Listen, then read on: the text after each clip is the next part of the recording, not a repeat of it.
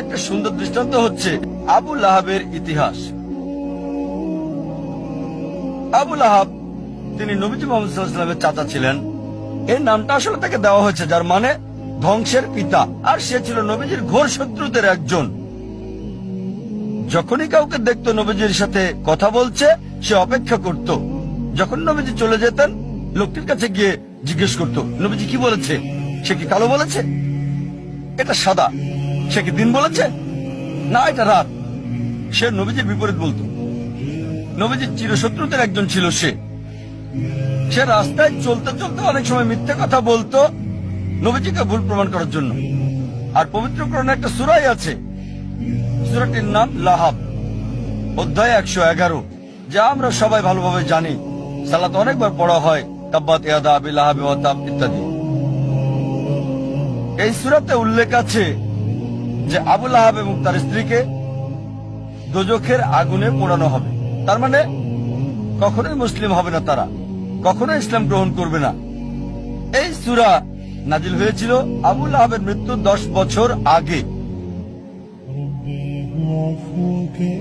যখন এই সূরা নাজিল হলো, একটা কাজ আবু লাহাব করলে, ইসলাম গ্রহণ করলে কোরআন ভুল প্রমাণিত হয়ে যেত। অথচ তার অনেক সাহাবী আর বন্ধুরা সেই 10 বছরের সময় ইসলাম গ্রহণ করেছিল। আবু লাহাব পরবর্তীতে 10 বছর পর বদরের যুদ্ধে মারা গেল। 10 বছর সময় হাতে ছিল তখন। এই 10 বছরের নবীজি তাকে নিয়মিত আহ্বান করতেন ইসলাম গ্রহণ করতে, তাহলে কোরআন ভুল প্রমাণিত হতো। খুব সহজ বিষয় ছিল, শুধু বললেই হতো আমি একজন মুসলিম, এতটুকু। মুসলিমের মতো তাকে আচরণ করতে হতো না, তাকে নামাজ পড়তে হতো না, শুধু বললেই হতো যে আমি মুসলিম, যথেষ্ট। কোরআন ভুল প্রমাণিত হয়ে যেত। সহজ বিষয়, খুবই সহজ।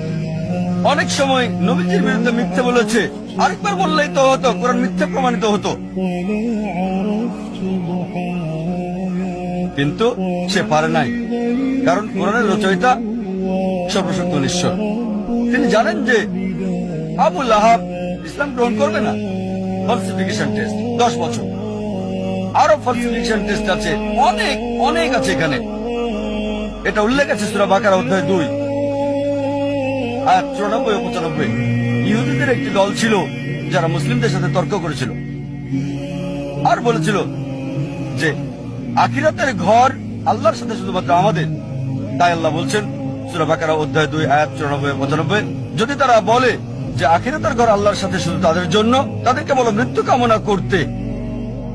যদি তোমরা বলো নিশ্চিতভাবে আখিরাতের ঘর তোমাদের, আখিরাত তোমাদের, তাহলে মৃত্যু কামনা করো। এই আয়াত আরো বলছে তারা কখনোই মৃত্যু কামনা করবে না, কখনোই না। একটা মাত্র কাজ ইহুদিদের করতে হতো, কোরআনকে ভুল প্রমাণ করার জন্য বলতে হতো আমি মরতে চাই। সহজ ছিল, মরার দরকার ছিল না।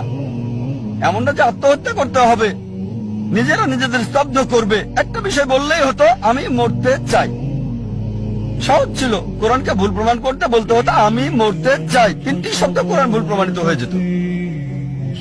আল্লাহ বলেছেন সূরা বাকারা অধ্যায় 2 আয়াত 95 ও 96, তারা কখনোই মৃত্যু কামনা করবে না, তাদেরকে যদি 1000 বছর বাঁচতে দেওয়া হয়। সহজ ছিল, খুবই সহজ ছিল কোরআনকে ভুল প্রমাণ করা। এই দুটো ফলসিফিকেশন টেস্ট হলো অতীতের ফলসিফিকেশন টেস্ট। আমাকে বলতে পারেন ভাই জাকির, এখন কোরআনকে ভুল প্রমাণ করতে চাই, এখন কিভাবে করব? এখন কি এটা করা যাবে? হ্যাঁ, সবার জন্য সুযোগ আছে। আল্লাহ বলেন সূরা মাইদা অধ্যায় 5 আয়াত 82 যে বিশ্বাসীদের জন্য তাদের আপনজন হচ্ছে ওই সমস্ত লোক যারা বলে আমরা খ্রিস্টান, আর ঘোর শত্রু হলো ওই সকল লোক যারা বলে আমরা ইহুদি আর মূর্তি পূজারী। কোরআন বলছে বিশ্বাসীদের ঘোর শত্রু হচ্ছে ইহুদি আর মূর্তি পূজারীরা, আর বিশ্বাসীদের কাছে লোক যারা বলে আমরা খ্রিস্টান। সামগ্রিকভাবে কোরআন সামগ্রিকভাবে কথা বলছে। অনেক ইহুদি আছে যারা ইসলাম গ্রহণ করেছে, হয়তো অল্প কিছু ইহুদি যারা খ্রিস্টানের চেয়ে ভালো, তবে সামগ্রিকভাবে কোরআন বলছে ইহুদিরা হচ্ছে মুসলিমদের শত্রু সামগ্রিকভাবে, আর খ্রিস্টানরা কাছাকাছি। একমাত্র বিষয়, কোরআনকে ভুল প্রমাণ করার জন্য পৃথিবীর সব ইহুদিরা একত্রিত হয়ে যদি বলতে পারে, ঠিক আছে চলো আমরা মুসলিমদের প্রতি ভালো হয়ে যাই কয়েক বছরের জন্য, খ্রিস্টানদের চেয়ে ভালো হবে, কোরআন ভুল প্রমাণিত হবে, খুব সহজ। পৃথিবীর সব ইহুদিরা একত্রিত হয়ে যাক 3-4 বছরের জন্য, আর মুসলিমদের বন্ধু হয়ে যাক, তাহলে বলতে পারবে কোরআনের এই আয়াত সূরা মাইদা অধ্যায় 5 আয়াত 82 ভুল। তারা এটা করবে না, এটা করতে পারবে না কখনোই। সহজ। আরো ফালসিফিকেশন টেস্ট রয়েছে। হয়তো বলবেন যে আমি ইহুদি না, তাহলে কিভাবে প্রমাণ করব যে কোরআন ভুল? আল্লাহ এই সুযোগ সবাইকে দিচ্ছেন। আল্লাহ পবিত্র কোরআনে বলছেন সূরা ইসরা অধ্যায় 17 আয়াত 88, তারা বলে সে এটা রচনা করেছে, চেষ্টা করো আরেকটা কোরআন তৈরি করো। তুমি মনে করো মানুষ রচনা করেছে? এর মধ্যে একটা কোরআন রচনা করো। চ্যালেঞ্জ দেওয়া হয়েছে সূরা তুর অধ্যায় 52 আয়াত 34-এ। আল্লাহ তাআলা চ্যালেঞ্জ করেছেন যে এর মধ্যে একটা কোরআন রচনা করো, কখনোই তোমরা তা করতে পারবে না। এমনকি যদি সব জিন এবং মানুষ জাতি একত্রিত হয়, তারা কোরআনের মতো আরেকটা রচনা করতে পারবে না আল্লাহর সাহায্য ছাড়া। এটা একটা চ্যালেঞ্জ। আবার আল্লাহ এই চ্যালেঞ্জকে সহজ করে দিয়েছেন। আল্লাহ বলেন সূরা হুদ অধ্যায় 11 আয়াত 13, তারা বলে সে এটা রচনা করেছে, 10টা সূরা রচনা করো এর মতো করে। সম্পূর্ণ কোরআন না, এটা কঠিন, বাদ দেন, এটা ওই চ্যালেঞ্জটা কঠিন। 10টা সূরা রচনা করো কোরআনের মতো। যে কাউকে সাহায্যের জন্য ডাকো আল্লাহ ছাড়া, কখনো এটা তোমরা করতে পারবে না। আল্লাহ চ্যালেঞ্জটাকে আরো সহজ করে দিচ্ছেন, খুবই সহজ। সূরা ইউনুস অধ্যায় 10 আয়াত 38, তারা বলে সে এটা রচনা করেছে, এর মতো একটা সূরা রচনা করো।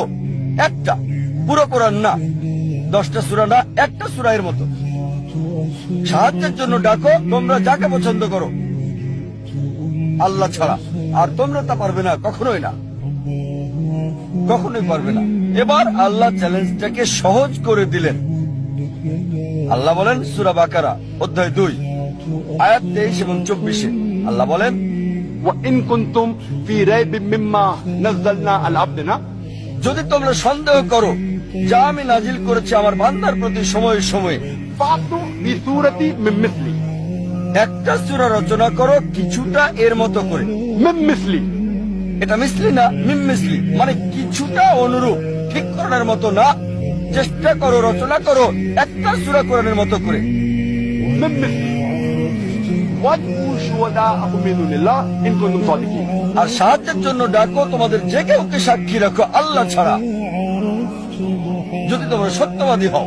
فإن لم تفعلوا তবে যদি তোমরা না পারো, ولن تفعلوا, নিশ্চিত যে তোমরা পারবে না, তাহলে ভয় করো সেই আগুনকে যার জ্বালানি হবে মানুষ ও পাথর। তোমরা তা করতে পারবে না এবং নিশ্চিত তোমরা তা করতে পারবে না। তাহলে ভয় করো সেই আগুনের যার জ্বালানি হবে মানুষ এবং পাথর। এটা হলো চ্যালেঞ্জ। চেষ্টা করে একটা সূরার কিছুটা মিল করে রচনা করো। হয়তো বলবেন সত্যি যদি এটা পরীক্ষা হয়ে থাকে তাহলে সূরাও রচনা করতে হবে আরবিতে। তাই বলবেন ভাই জাকির আমি আরবি জানি না, তাহলে কিভাবে পরীক্ষা অংশগ্রহণ করব? ঠিক আছে, যদি কোরআনের মতো সূরা রচনা করতে হয় এটা আরবিতে হতে হবে, ইংরেজিতে হবে না, ফ্রেঞ্চ হবে না, হিন্দি হতে পারবে না, উর্দু হতে পারবে না। অনেকে চেষ্টা করেছে, চেষ্টা করে নাই তা না, শত শত লোকজন চেষ্টা করেছে আর তারা চরম ভাবে ব্যর্থ হয়েছে। তারা চেষ্টা করেছে তবে বাস্তবতা থেকে অনেক দূরে। অনেকে চেষ্টা করেছে, অনেকের কথায় বইয়ে উল্লেখ আছে, তবে তাদের সবাই চরম ভাবে ব্যর্থ হয়েছে। এখন হয়তো বলবেন ভাই জাকির আমি আরবি জানি না, ইহুদিও না, কিভাবে আমি কোরআনকে ভুল প্রমাণ করব? অনেক ফালসিফিকেশন টেস্টে আছে। আর একটা কথা বলবো, সেটাতে সবার জন্য সুযোগ আছে। আলোচনা শুরু করেছি কোরআনের একটা আয়াত দিয়ে।